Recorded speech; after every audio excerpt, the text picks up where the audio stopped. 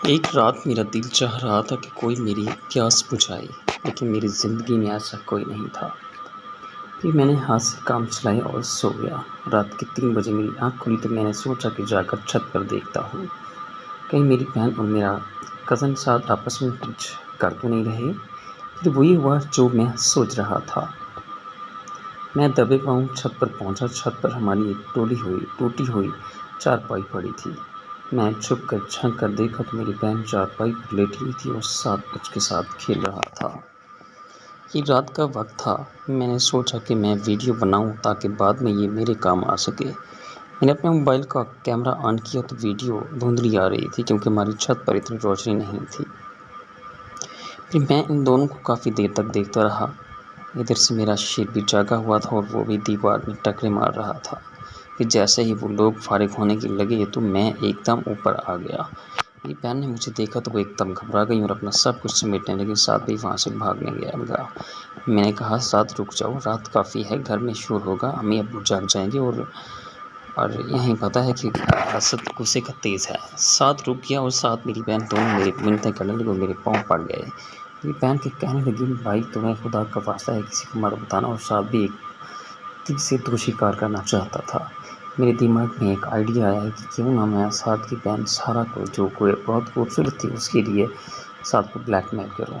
फिर मैंने साथ को कहा, साथ अभी रात के तकरीबन 4 बज चुके हैं, सब तुम्हारे घर में है और मैं चाहूँ तो तुम्हें अभी फंसा सकता और तुम्हें अभी पछता सकता हूँ। वो कहने लगा, हाँ असलम भाई, मैं जानता हूँ आपका एहसान होगा, मैं सारी ज़िंदगी आपका एहसान नहीं भूलूँगा, ये मेरा राज से राज रखें। फिर वो कहने लगे, असलम भाई, मैं यहाँ आना ही नहीं चाहता था, आपकी बहन ने बहुत मजबूर कर लिया है, चाहे तो पूछ लें। फिर सारा कहने लगी, हाँ भाई, मैंने उसे बुला लिया है। मैंने उससे कहा, तुम चुप हो जाओ, मैं तुमसे बात नहीं कर रहा, मैं अभी साथ से निमट लूँ, उसके बाद मैं तुमसे बात करता हूँ।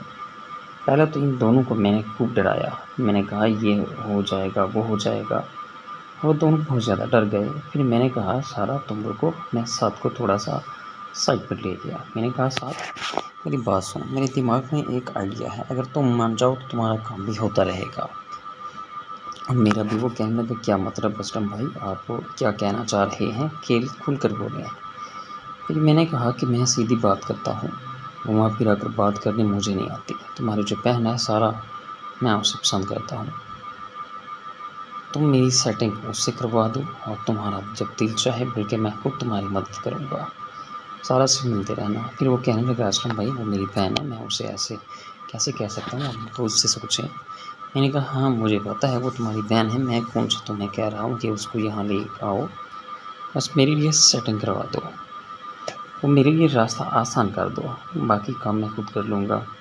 उसने कहा, अशरफ भाई, आप ये काम मुझे ना बोलें। मैंने कहा, बेटा फिर तो रुक, मैं अभी असद और अम्मी अब्बू को उठा कर लाता हूँ, तुम्हें भी पता चलेगा कि इस घर में ऐसे कैसे आते हैं।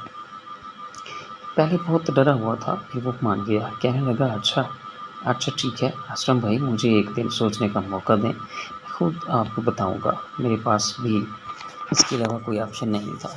अब मैं इन दोनों को पकड़वा तो नहीं सकता था, क्योंकि सारा के साथ मैंने भी करने थे और ये बहुत अच्छा मौका था जिसका मैंने फ़ायदा भी उठाया। इसमें हामी भर ली और वो फिर अपनी बहन के साथ मेरा रिश्ता हमवार करेगा। फिर मैंने सारा को कहा, इसको नीचे छोड़कर जल्दी ऊपर आओ, मैं तुम्हारा इंतज़ार कर रहा हूँ, हम गेट आराम से खोलना, कहीं अब्बू जाग ना जाएँ। सारा चली गई साथ को नीचे छोड़ने और फिर मैं ऊपर इसका इंतज़ार करने लगा। मैं सोच रहा था कि अब सारा वापस आएगी और मैं इसी चारपाई पर इसकी लूँगा। अब मैं तरीका सोच रहा था कि इस तरीके से करूँ। मुझे खड़े हुए 10 मिनट गुजर गए थे, सारा अभी तक नहीं आई थी।